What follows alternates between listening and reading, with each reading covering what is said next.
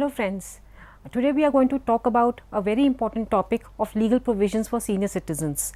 Normally we talk about social aspects, economic aspects or health care for senior citizens, but legal aspects is something which is generally ignored. There are various laws in our country which provide for the rights of senior citizens, yet the unfortunate part is that most of the senior citizens themselves are not aware of it, and even lawyers and other persons are not aware of the rights of senior citizens. Due to this, despite the legal provisions being there, the senior citizens continue to suffer in silence. Before I start with my subject, I am going to tell you a small story. Some of you might have heard of Professor Lautika Sarkar. She is regarded as a doyen in the Indian legal history. She was the first lady who graduated from Cambridge University, and she had a house in Hoskas in Delhi. She did not have any children, and all of a sudden one winter evening she was found sitting outside her house with all her small gadgets and all she had. Somehow the media picked up the story, and then the matter was taken up. It was found that some years back somehow a gift deed had been got executed from her which she did not remember about, and the person to whom the property had been gifted threw her out of the house instead of taking care of her. Now, just because the media took up her case and the matter went before the tribunal, then ultimately the gift deed was set aside and she was restored to her home. The idea of highlighting this story is only to emphasize the fact that even a person who is a legal luminary herself was cheated in this manner. She was thrown out of her own house, whereas at her age she should have been in the house. She did not herself know that she could take recourse to law. It is only through some enlightened persons and because media highlighted the issue that she could be restored her house. We have heard of various other cases where senior citizens are subjected to violence within their home, either by their own children, by daughters-in-law or by strangers even. A lot of senior citizens end up in old age homes. As such, it becomes important that we should have some knowledge about the legal provisions which are available for senior citizens so that they can be helped to take benefit of the law which is there existing for them. In today's program, we are basically going to talk about some of the difficulties which are faced by the elderly. We are also going to understand the legal framework that supports the elderly in India and also the international efforts for the elderly. If we just look at the background, we would find that 1/8 of the world's elderly population lives in India. We know that India has a huge population, and if 1/8 of the world's elderly population is living in India, we can understand that the numbers would be huge. In fact, 8% of the population in India is above 60 years. So we can again understand that it's a huge number of persons we are talking about. Now, senior citizens can be regarded as constituting a class in themselves, and the other part is that they are not a homogeneous group. We find that amongst the senior citizens also there are differences based on age gap, level of physical and mental alertness, their ability to work and the like. Often you find that there would be difference between a senior citizen who is 60 years of age and somebody who is 80 years of age. Obviously, their mental alertness is different, their ability to do some work would be different, their dependence on others would be different. So that is why it becomes important not to recognize senior citizens just as one class, but also to understand the differences that are there amongst them, and which would also lead to how the legal framework works for them. Again, the senior citizens constitute one of the most vulnerable sections of the society. Though all their life they have been working for their children and for the society, but at the fag ends of their life they are neglected by one and all. They are subjected to all kinds of abuse, physical, emotional, psychological, and are often regarded as a burden by the younger generations. We have come across a number of cases where the children abandon their parents, just leave them 40-50 kilometers away from their homes, and they find it extremely difficult to come back, as a result of which they might end up in old age homes or begging on the streets. So it becomes important that we again look at the legal framework which is available for them. Again, they face various kinds of challenges: social, physical, mental, economic. We also see these days that there is a lot of a lot of children are leaving their homes either to go abroad for studies and work, or even from rural areas the children are moving to the urban areas. So the senior citizens are left neglected. At the same time, the women face a double jeopardy because by being women they are vulnerable, and then additionally when they are senior citizens or they are widows, then they face more problems. Now, if you just look at the report of the National Crime Records Bureau, which is of 2016, there were 22,040 senior citizens who were victims of crime. This refers to only those senior citizens who were victim of a crime as has been defined under various laws, but there may be so many other senior citizens who have been subjected to different kinds of abuse and who may not have actually reported the cases. We also see senior citizens normally have a resistance to reporting cases when they are subjected to abuse by their own children, or then they feel that they would not be able to carry out the legal struggle, so they are scared to come to the court. So, as a result, a number of cases where senior citizens may be facing abuse do not get reported. Now, looking to all this, there has been a lot of discussion on what should be the rights of senior citizens, how they can be better protected, and here when we talk about rights of older persons, we are essentially referring to their entitlements. Internationally also, there has been a lot of discussion on this subject. The rights of the elderly are also recognized as fundamental rights, just as other citizens have fundamental rights. So, senior citizens also have fundamental rights, additionally being as senior citizens also. Unfortunately, again, as we have been talking about, due to high incidence of illiteracy and lack of awareness, a lot of times the older people in India are not aware about their rights, due to which they are not able to pursue the remedies which may be available for them in the court. The difficulties we have just looked at, but mostly it's health and care facilities. Either they are very expensive or they are not accessible to senior citizens. At times they may just remain at homes with no one to actually take them to the hospitals when they need urgent medical attention. Income and housing also becomes an issue because they may not have any sources of income, they may not have proper place to stay, so they might end up in old age homes or even on the streets. Social networking, at that age senior citizens feel the need to have someone around them, but we generally see that they remain isolated with no one to even talk to them. So, there are various concerns regarding senior citizens. Some of them have been tried to be addressed by the various laws that we have. Internationally, if we talk about the question of aging was first debated at the United Nations in 1948 at the initiative of Argentina. This was again raised in 1969. In 1971, the General Assembly asked the Secretary General to prepare a comprehensive report on the elderly and to suggest guidelines. Ultimately, in 1978, a conference was held on aging, and then again a conference was held in Vienna in 1982, and an international plan of action on aging was adopted. The overall goal of the plan was to strengthen the ability of individual countries to deal effectively with aging in their population, keeping in mind the special concerns and needs of the elderly. In 1992, the UN General Assembly adopted the proclamation to observe year 99 as the International Year of the Older Persons, and since then 1st October has been observed as the International Day for the Elderly, which is now referred to as the International Day of the Older Persons. In 1991, 18 principles were organized into 5 clusters, namely independence, participation, care, self-fulfillment and dignity of the older persons. So, we see that internationally also there has been a lot of concern for senior citizens, and as we look at these principles or the clusters, we find that there is emphasis on independence. No doubt senior citizens may be dependent on others for certain needs, but they should be able to live independently, be able to participate, and they should also have their dignity maintained. So, if we then look at the Indian perspective, we will find that even in the constitution, old age has been specifically referred to. Even before that, when we talk about fundamental rights, Article 21 talks about the right of every citizen to live with dignity, and quite obviously this would include the right of the senior citizens to also live with dignity. Article 41 of the constitution specifically obliges the state within the limits of its economic capacity and development to make effective provision for securing right to work, to education and to public assistance in cases of unemployment and also old age, sickness and disablement. So, we see that when we talk about rights of senior citizens, they also have a constitutional base. There are also entries in the state list and the concurrent list which talk about certain entitlements of senior citizens. The main issue which does come up for senior citizens is getting some kind of maintenance.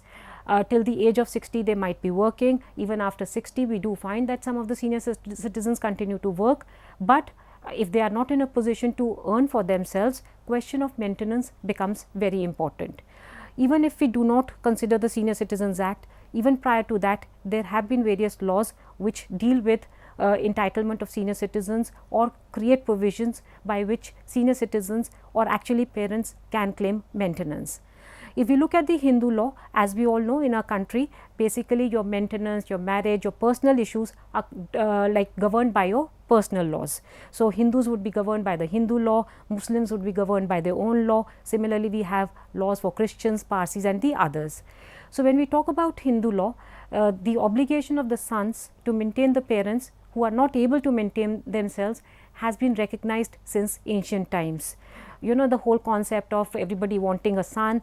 So, it also emerges from this idea that the sons would maintain the parents. Now, the Hindu law as we know was codified in the early 1950s, and there are various provisions which entitle the parents to claim maintenance. The most important legislation in this respect is the Hindu Adoptions and Maintenance Act of 1956, as per which the parents can claim maintenance from the children if the parents are unable to maintain themselves. So, here it can be, what is important is that it is not only from the son, but maintenance can also be claimed from the daughter. The amount of maintenance would be at the discretion of the court. Parents would also include adoptive parents. If you look at the Muslim personal law, the Muslim personal law also has specific provisions. Now, children in easy circumstances, meaning children who can afford, they are bound to maintain their parents, while a son even in strained circumstances. So, a son cannot take the plea that I do not have the resources. Even if he is in strained circumstances, he is bound to maintain his mother if she is poor though not infirm. A son who is poor but earning something, again emphasis is that he should be earning something, is bound to maintain his father who earns nothing. A person is also bound to maintain his paternal and maternal grandfathers and grandmothers.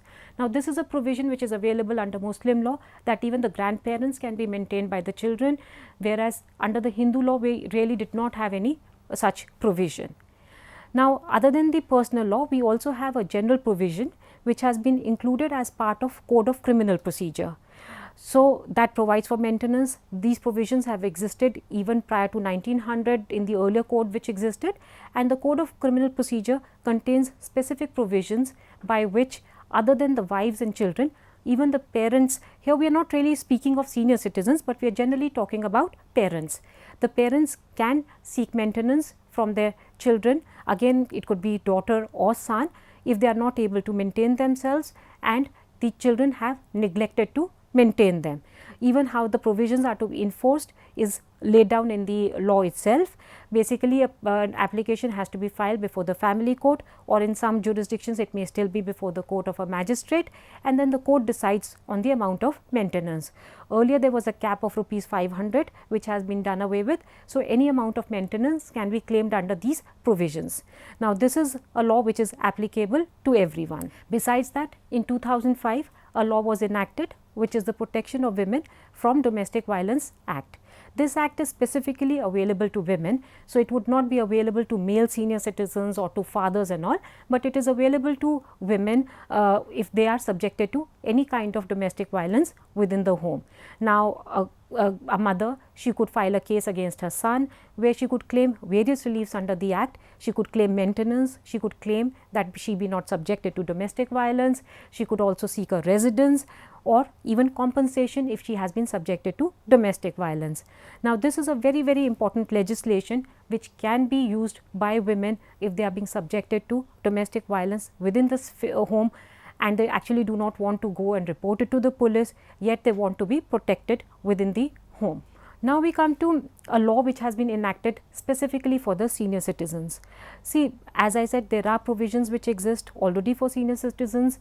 The general criminal law is also there. So, if a senior citizen is subjected to violence, they could get an FIR registered, but then we know that the process in the courts could be long drawn out.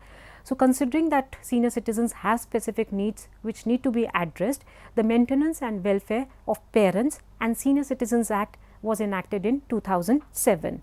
Now again, it is relevant that we are not talking just about senior citizens, but we are also referring to parents. In fact, as we will just see, it also talks about grandparents.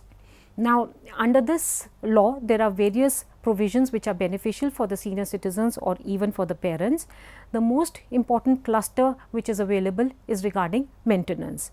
Though as I just said, under the Hindu law, under the Muslim law, under Domestic Violence Act, also there are provisions for getting maintenance, but it was also felt that without having to approach the courts, there should be a mechanism available for senior citizens by which they can claim maintenance. So, we will also be talking about where the senior citizens can go under this act, but if we just look at who can apply under it, again as the name of the act itself suggests, it is not just the senior citizens, but even the parents, whether father or mother. It could be biological parents, it could be adoptive parents or even step parents. So, it is not confined to only the real parents as we use the term, but even the step parents could file a petition under an application under this law claiming maintenance. And it is also not necessary that the parent should be a senior citizen, they can still file the petition. A senior citizen is defined as somebody who has attained the age of 60 years. So, somebody who is 60 years or above is regarded as a senior citizen. So, they can also approach under this act. However, the important condition is that whoever approaches under this act, they should be unable to maintain themselves from their own earnings or the property which is owned by them. Against whom the application can be filed? Now, as I was mentioning earlier, this also incorporates a provision for grandparents. So, the parents or the grandparents can file the case against one or more of their children who is not a minor. So, case cannot be filed against a minor, but it can be filed against one or more children. It is at the discretion of the parents or the grandparents. However, there is also a provision that supposing one child has been impleaded as a party, then the other child may move an application for impleading the other children also as respondents in the petition. So, that then it would be up to the tribunal how it apportions the maintenance to be paid by them. Significantly, the difference this act makes compared to other laws and provisions which we have had earlier is that there was earlier really no provision for those senior citizens who did not have any children.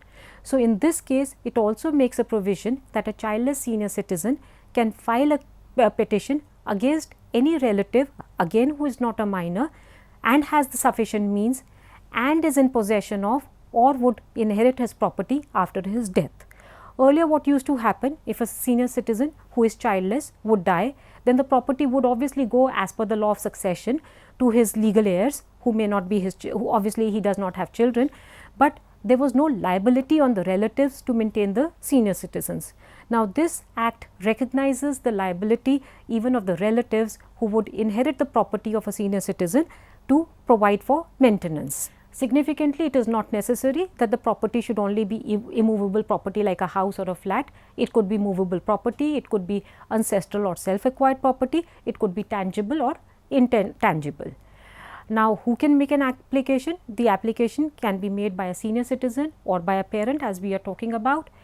If he is incapable, then any other person or a voluntary organization authorized by the senior citizen can also move the application. Now, this is again significant because if a senior citizen is perhaps 70, 75, 80 not able to move out himself, then he can authorize any other person to move an application on his behalf.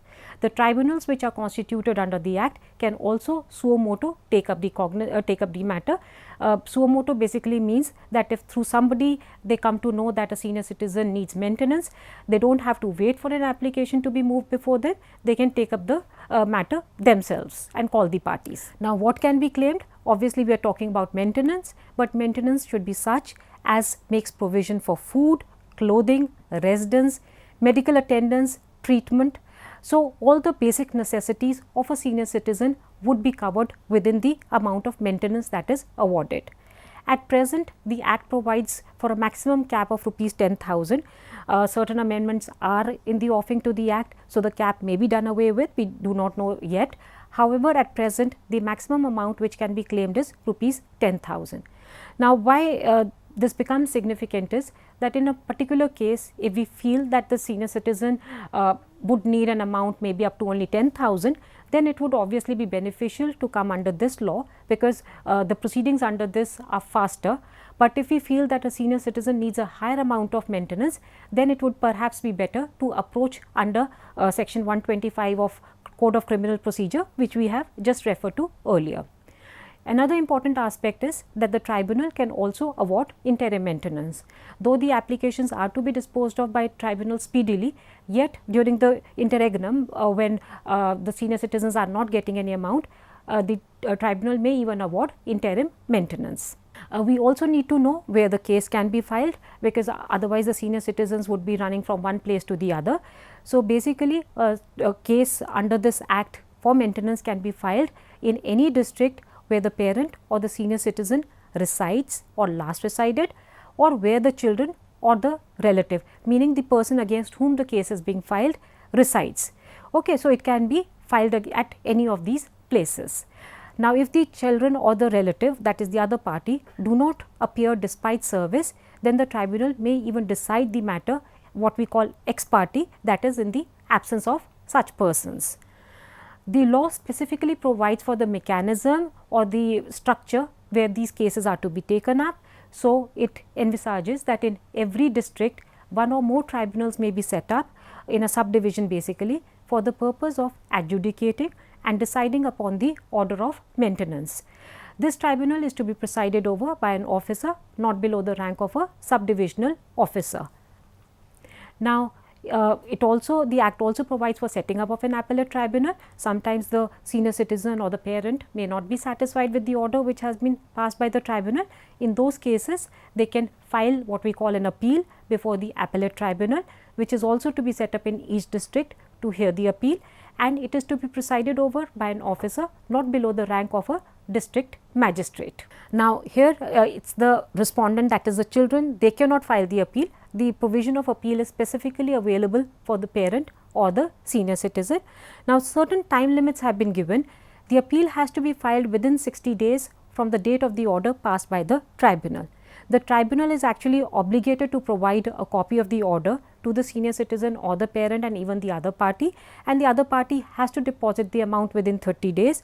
If they do not do so, or the parent or the senior citizen is not satisfied, then an appeal can be filed within 60 days, and then it is the duty of the appellate tribunal to pass an order within 1 month of the receipt of the appeal. So, these time limits have been laid down so that there is speedy disposal of matters. Now, when we come back to the tribunal, when an application is filed before the tribunal may also refer the matter to a conciliation officer. The purpose is that, being a family matter, effort should first be made that there is amicable settlement between the parties through conciliation. If a settlement takes place, then accordingly an agreement is drawn up and the tribunal passes the order. But if there is no agreement, there is no settlement, then obviously the tribunal would proceed to adjudicate the matter. Now, while granting maintenance, the tribunal has to also look at certain things. It has to be satisfied that the children or relatives have neglected or refused to maintain a senior citizen, being unable to maintain himself. So, two things are necessary. The senior citizen should be unable to maintain himself. At the same time, the children or the relatives should have neglected or refused to maintain a senior citizen. If those conditions are not fulfilled, then the tribunal would not pass an order. While granting the amount of maintenance, the tribunal may also direct for simple interest to be paid. Now, if we just look at the procedure of the tribunal, we will find that it is a very simple procedure which is followed. It is more like an inquiry. It is not like a trial which takes place in a regular court. Obviously, principles of natural justice have to be followed. The other party has to be given a right to be heard. Obviously, if the other party is not appearing, as I said earlier, the other party can be proceeded ex parte. In their absence, matter can be decided. But if they are appearing before the tribunal, they have to be given a hearing also. Now, again for the tribunal, there is a time limit within which the order has to be passed, that is 90 days from service of notice on the other party. The tribunal, in given circumstances, may also extend the period by further 30 days. So, effectively at the most within 120 days of the service of notice on the other party, the tribunal is bound to pass an order. See, in courts we normally see that there may be delays due to various reasons, but here it is the orders are to be passed in a time bound manner, which is the greatest advantage of having this law. Another significant aspect is it's not that once an order is passed, it remains forever. The tribunal also has been given the power to cancel the order, vary the order, alter the order. There may be change in circumstances. Sometimes it comes to the knowledge of the tribunal that the order was obtained by misrepresentation, there was some mistake of fact or whatever. In those circumstances, the tribunal may vary the order, or if there is some decision by a civil court, then also it may be varied.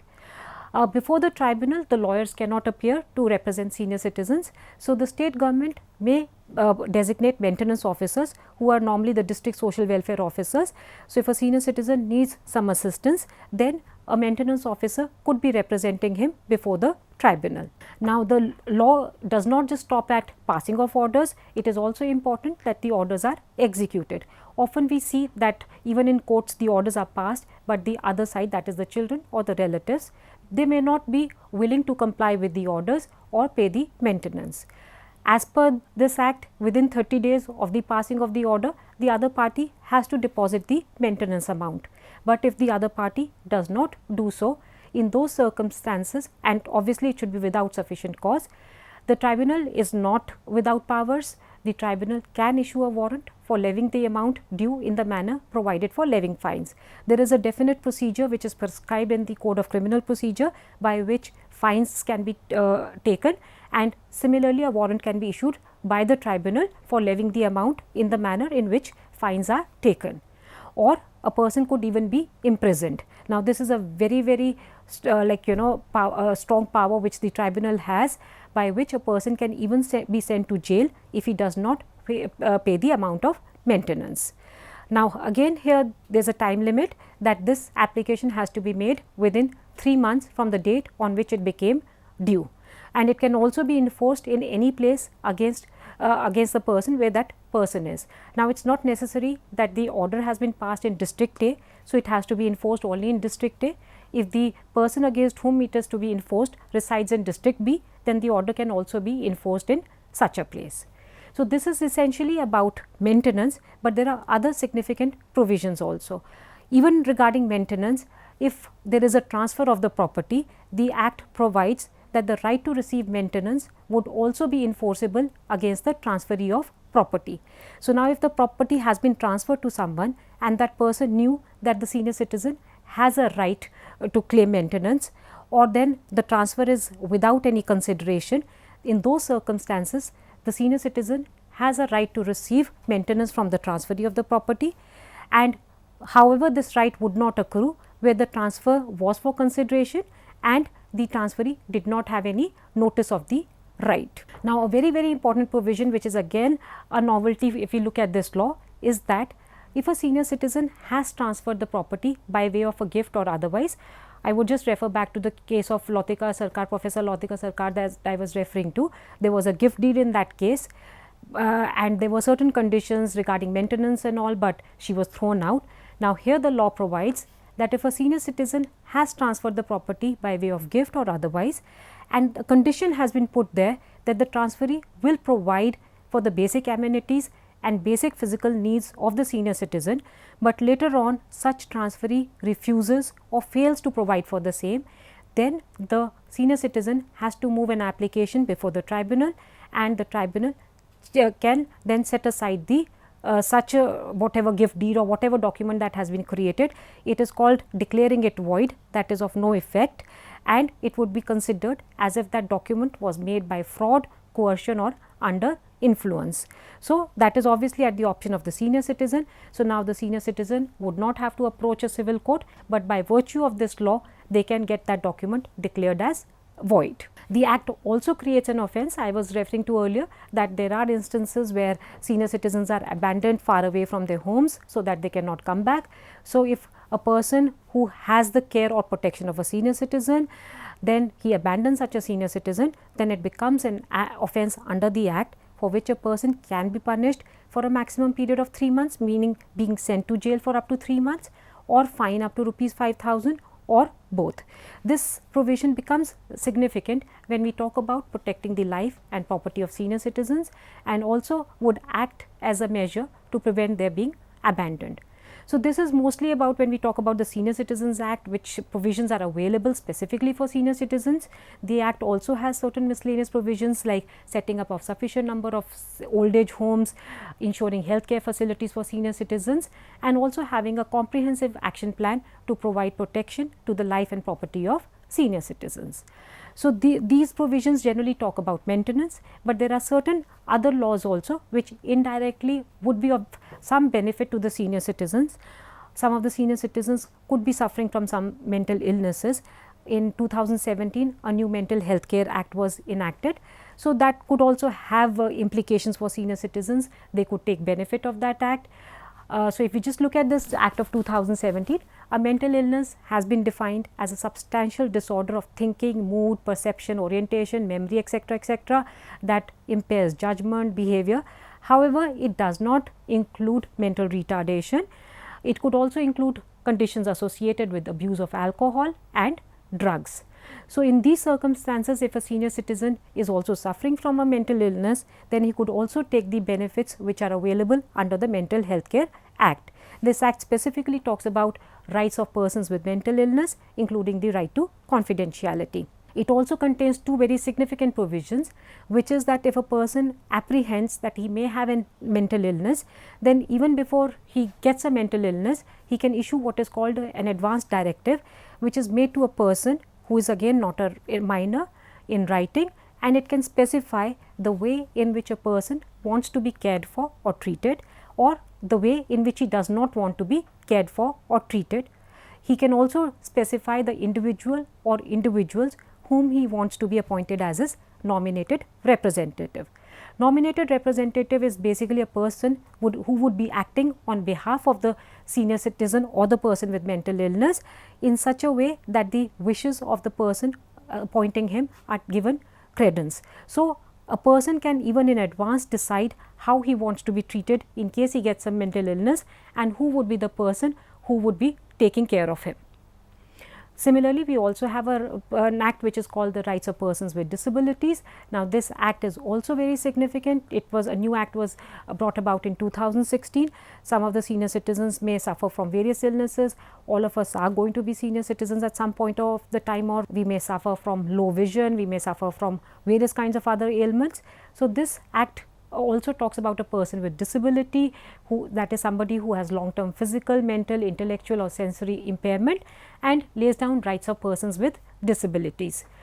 Most significantly, it places a duty on the government to ensure that persons with disabilities enjoy the right to equality, life with dignity and respect for his or her integrity equally with others.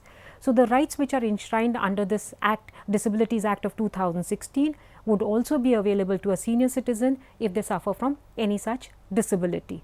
No person can be discriminated against simply on the ground of the disability. They have a right to live in community, and the government is also to take measures to protect them from being subjected to various kinds of abuse. Now, lastly, I would just talk about the Legal Services Authorities Act. When we talk about the entire legal framework, the question naturally arises that how would you approach the courts? Normally, senior citizens feel that we do not have the money to approach the courts. The legal process could be delayed, it could be lengthy, it could be costly. So, there is a law which is there which provides for legal aid, meaning a person can get a lawyer free of cost at the expense of the state for pursuing the case in the court.